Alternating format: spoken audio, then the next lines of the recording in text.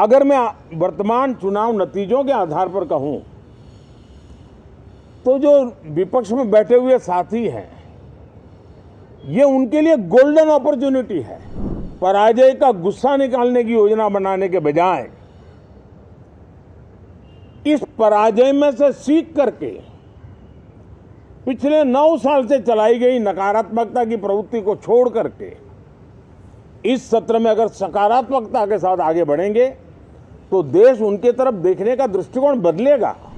और वो विपक्ष में है तो भी उनको एक अच्छी एडवाइस दे रहा हूं।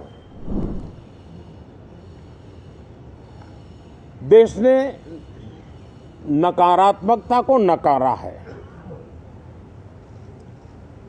मैं लगातार सत्र के प्रारंभ में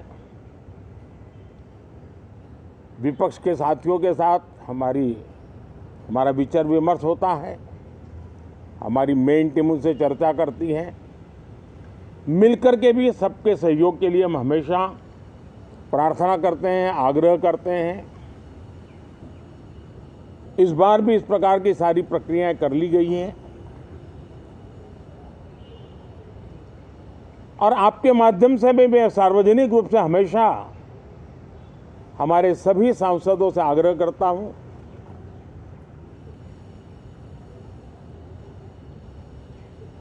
लोकतंत्र का ये मंदिर जन आकांक्षाओं के लिए, विकसित भारत की नींव को अधिक मजबूत बनाने के लिए बहुत महत्वपूर्ण मंच है। मैं सभी माननीय सांसदों से आग्रह कर रहा हूं कि वो ज्यादा से ज्यादा तैयारी करके आएं। सदन में जो भी बिल रखे जाए उस पर गहन चर्चा हो,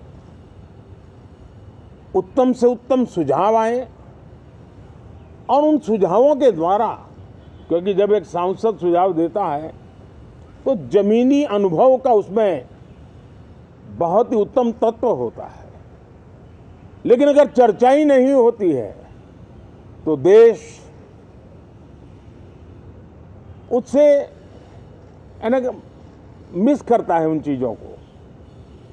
और इसलिए मैं फिर से आग्रह करता हूं, और अगर मैं वर्तमान चुनाव नतीजों के आधार पर कहूं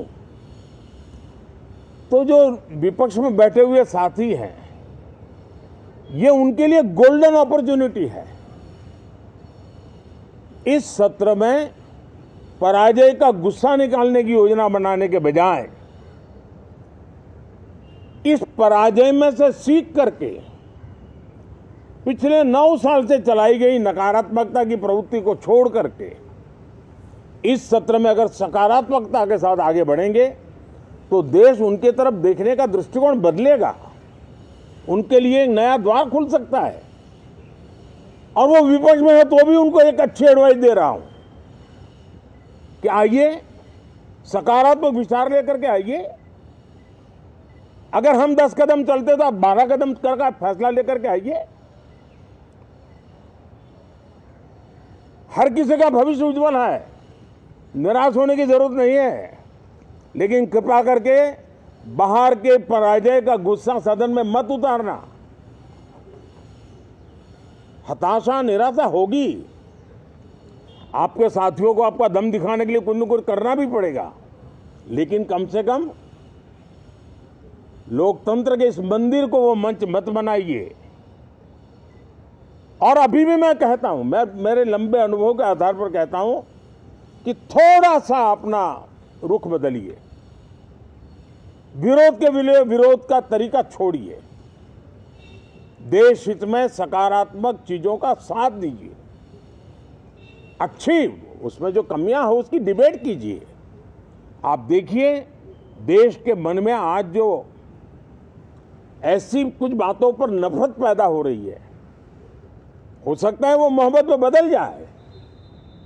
तो मौका है, ये मौका जाने मत दीजिए। और इसलिए हर बार मैं करबद्ध प्रार्थना करता रहा हूं कि सदन में सहयोग दीजिए।